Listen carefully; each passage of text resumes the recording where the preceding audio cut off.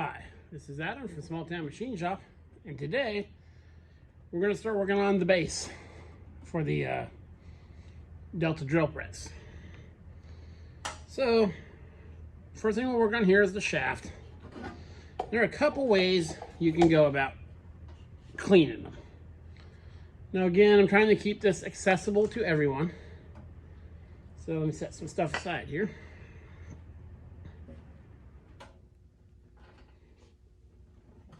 Let's get down.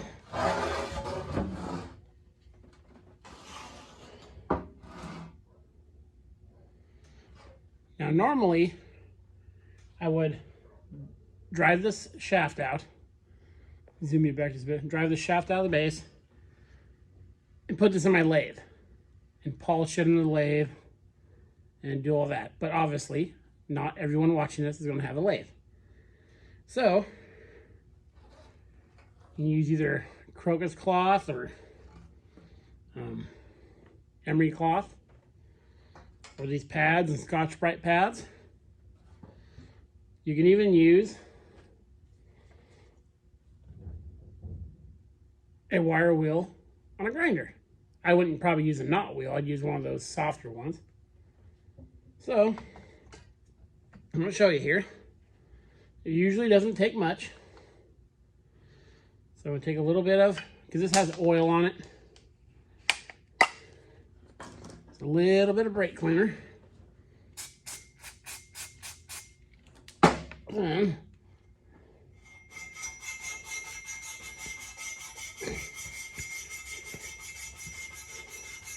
keep it moving back and forth. Make sure the base to the drill press is secure.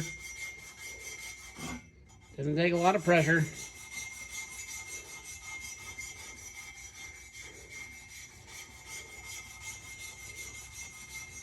You'll see, we get a rag here, paper towel, and just that little bit, you know, that's,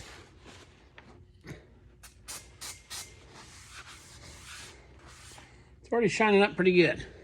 Let me show you a little closer here. Sorry for the, get you a little zoomy there. There's a dark patch here. A little bit of brake cleaner. You could even go down. Sometimes getting this stuff off can take forever. Sometimes it'll come off pretty quick. All kind of depends on how long it's been filthy.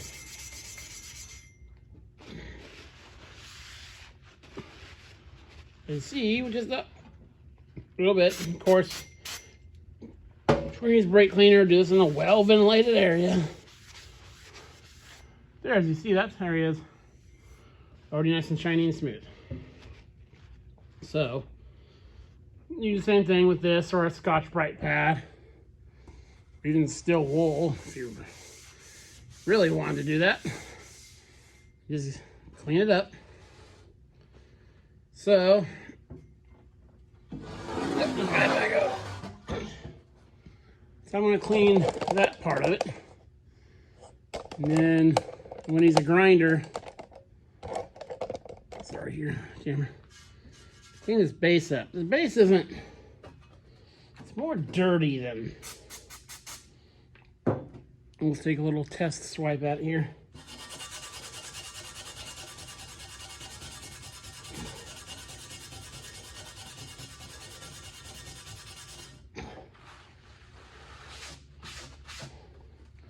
Yeah, you always see that shiny spot in there. So this is going to clean up pretty quick. It's mostly just dirty. So what I'm going to do is set you up for fast motion. I'll sit here and grind this base clean for you, because these really don't take that long. This is my least favorite part of any restoration project, stripping all the gunk off and painting.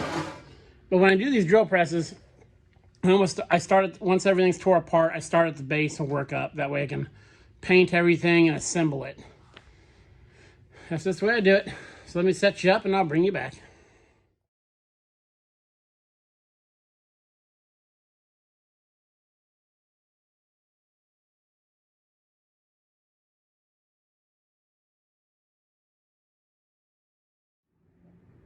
Okay, as you can see, no time at all, we were nice and flat and shiny.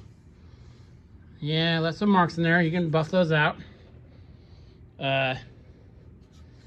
Primer will actually cover all that too. Do just a touch more right there. Now, be careful. If you've never used a knotted wire wheel before, when you get near edges, depending on the angle of your grinder, or if you're doing the edge, it'll want to grab, because these things don't give very much. So just be mindful of that, and be as safe as you can when you do this. I was wearing a mask over my face and safety goggles and all that stuff. So yeah, I clean that guy up. Then we will do the edges and the area over there. Okay, I'll bring it back.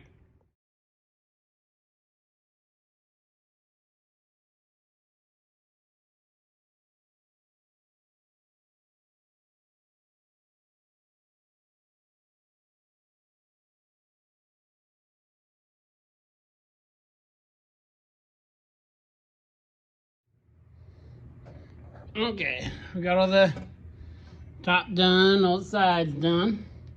So this area back here, which we'll knock out real quick.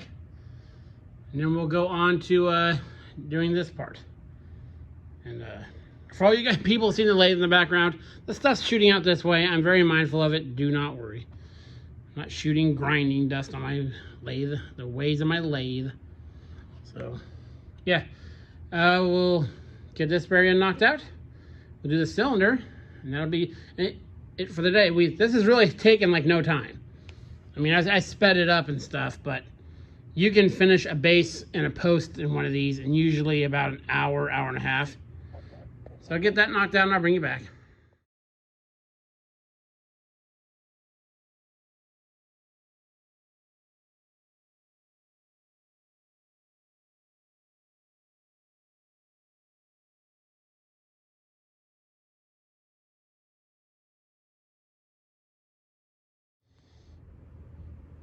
Okay, so we're going to clean up the tube now. I'm going to use the wire wheel, just because it's quicker. I'm going to use very light pressure, though. I'm just going to kind of skate it back and forth. I'm not going to gouge her in there. But again, this is the tube to drill press. It's not a precision thing. One thing, though, if you have a floor model drill press, I've seen this a lot. Take a level, a long level, like 4 foot, and put it right below the head and run it down the back. You'll often find a very, very slight bow.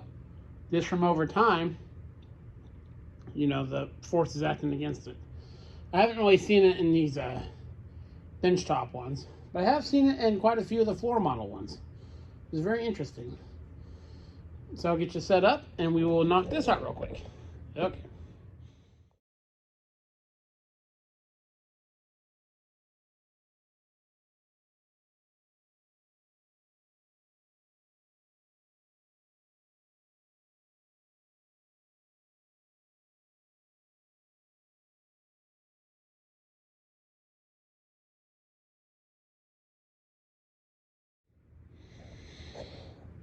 Okay, so just gotta wipe it down.